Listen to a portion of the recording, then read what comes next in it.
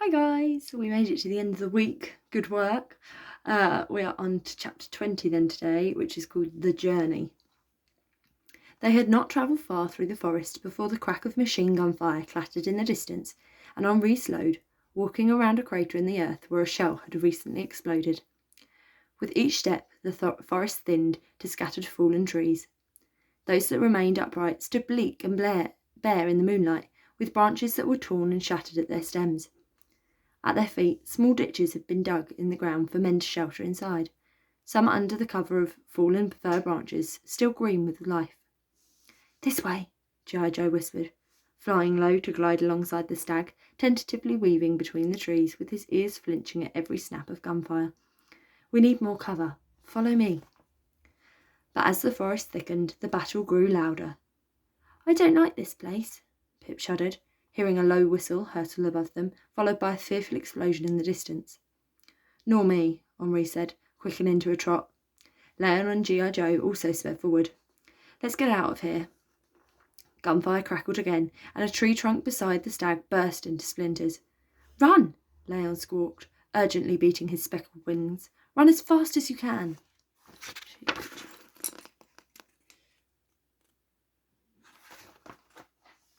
A storm of bullets pelted the trees. Henri galloped forward, zigzagging through trees and hurtling over fallen trunks in a panicked sprint through the wood, flashing white lights banging like fireworks all around them. Another whistle screamed above, and the forest exploded in a bright, thundering roar. Henri held on forward by the blast. Henri's legs crumpled under him. As he landed in the undergrowth on his side with a painful skid, Pip flew from his head and somersaulted across the ground. "Henri!" Pip cried over the ringing in her ears. Shaking with terror, she collected herself and tentatively stood on her paws. "Henri, are you all right?" But no sound came from him. "Henri!" she sobbed, rushing to the stag, lying motionless against a fallen tree. With the gunfire fiercely splashing overhead, Pip tenderly stroked his soft cheek with her little paw as another whistle sounded and crashed in the distance. "Can you hear me?" We didn't pick up as little Pip's being somersaulted from his antlers. Pip stared at his eyes and ears, looking for the smallest flicker of life, but the stag didn't stir. As a hollow feeling crept over her, she cast her eyes to his stomach and watched closely, desperately hoping to see it rise and fall. "Oh, Henri," Pip whimpered as she buried her face in his. "Poor Henri." A horrible deathly silence followed before a sudden crackling crunch of dry leaves sounded under her paws. "I'm all right," he said, moving his head with a groan. "At least, I think I am." "Henri!" she cried, and hugged him harder. "Thank Whiskers you're all right." "What was that?" he said, trying to shake the explosion from his head with a rattle of his antlers. "Henri!" G.I. Joe cried, landing on the ground beside him with Léon. Together they nudged his head further off the ground with their beaks and wings. "They have a tank, one of the metal monsters. It will kill us all if we don't move now. You must get up." "Come, mon ami," Léon said. "Hurry." "You can do it," Pip said, helping the birds lift the stag's head with her paws. Clambering back up his neck, she climbed behind his ears to the top of his head and stroked the fur between his eyes. "That's it. Up you get." Trembling with shock, the stag wobbled to a stand. "Now run," G.I. Joe said, spreading his wings and soaring into the air with Léon by his side. "Run as fast as you can." A terrible whistling screamed in the air about them as a hot burst of light rocked the earth they had lain on just a minute before. With fear still quaking his limbs, Henri's hooves hit the ground faster than he had ever known. Neither he nor Pip dared to look back, both too afraid the explosion would swallow them whole, and as G.I. Joe and Léon swooped alongside, they raced deeper into the forest until only the stag's galloping hooves sounded through the moonlit trees. It was some time before they slowed, finding the forest thinning around them. A great field of wheat stretched beyond, rustling in the night breeze under a blanket of stars, blinking curiously from the dark black sky above. "We must cross this land and continue east," Henri said, standing inside the last cover of bracken and puffing heavily in and out of his nose. The birds glided downwards, landing on opposite antlers above Pip, and the four of them stared nervously into the field ahead. "We need to reach the fir forest by sunrise," Léon said, "and we must travel by night. The humans might see us by day. Food is scarce for them during the war. They could kill us if they find us." But won't we be seen without the shelter of the trees? Pip said, her ears flattening at the great expanse of earth and sky beyond. We don't have a choice, Henri said. I smell no trees nearby. France is rich with forests, Leon said wisely, his golden eyes glowing in the dark. We won't be unprotected for long. These tall wheat stems will give you some cover, G.I. Joe cooed. We'll fly ahead. Hopefully another wood won't be far away. I have flown this land before. The further east we go, the more forest we will find. Leon looked down at Pip's furrowed brow, and at once his stern eyes softened. Travel swiftly. We will return soon. With that, the eagle and the pigeon soared into the gloom, leaving Pip and the stag to step onto the open ground alone.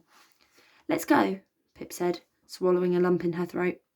Henri nodded, gave a shudder of his tail, and stepped out into the wheat field, the crops swishing gently in the breeze.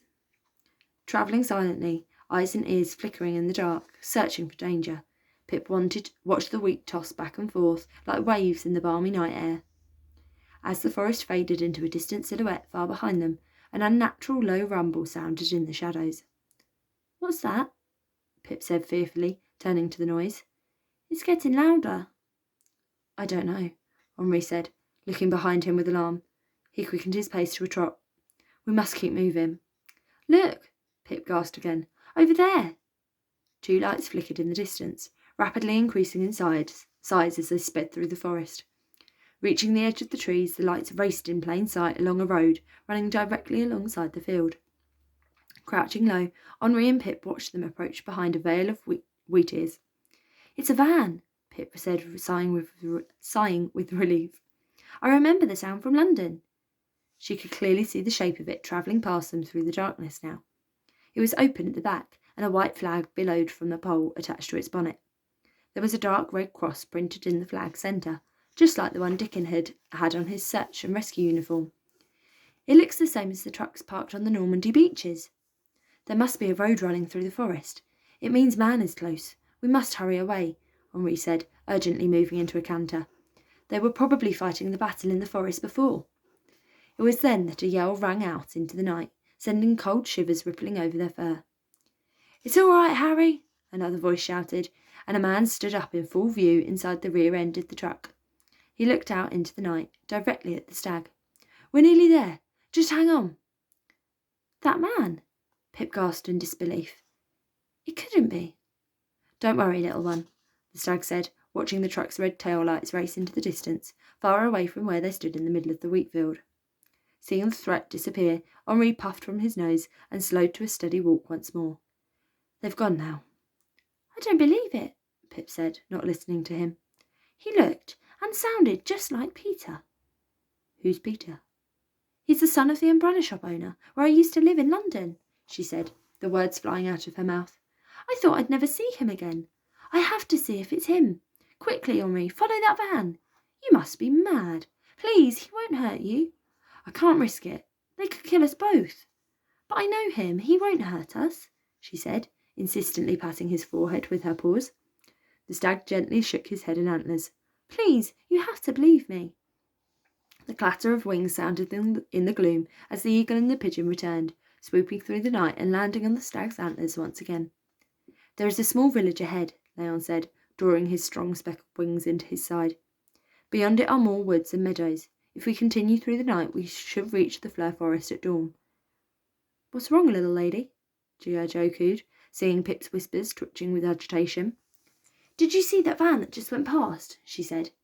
The eagle and the pigeon exchanged a confused glance and nodded. We need to follow it. That's crazy, G.I. Joe scoffed. We're trying to keep you and Henri away from humans, not deliver you straight to them. It isn't safe.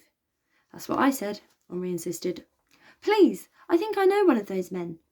A mouse cannot know a man, Leon said, shaking his speckled head in disbelief. But I do, Pip said. We lived in an umbrella shop together. He's a good man and he's an orphan like me. He probably doesn't even know his parents are dead. They were killed at the same time as my own 3 days ago. Please, he's my friend. Please, I have to see if it's him so I can say goodbye. Pip, I don't know, G.I. Joe cooed. It's a huge risk. Not if you take me on your back, she said excitedly, her mind brimming with an idea. You can fly us there. If they see you, they won't hurt one of their own messenger pigeons. We can go and quickly see if Peter is okay, and then we can catch up to Leon and Henri, and make our way to the Flare Forest together. It's not a bad plan, the eagle said after a pause. You've got guts, little lady, the pigeon said, his eyes twinkling. Leon and Henri nodded in agreement. No doubt about that. Let's go then. We never know unless we try, right? He said, fluttering down from Henri's antler to the back of the stag's head. All right, climb on. With a grin that made her whiskers pop on her cheeks, Pip hurried to G.I. Joe and clambered up his silky grey wing to his back. I'm ready, she said, taking a firm grip of the pigeon's neck feathers in her paws.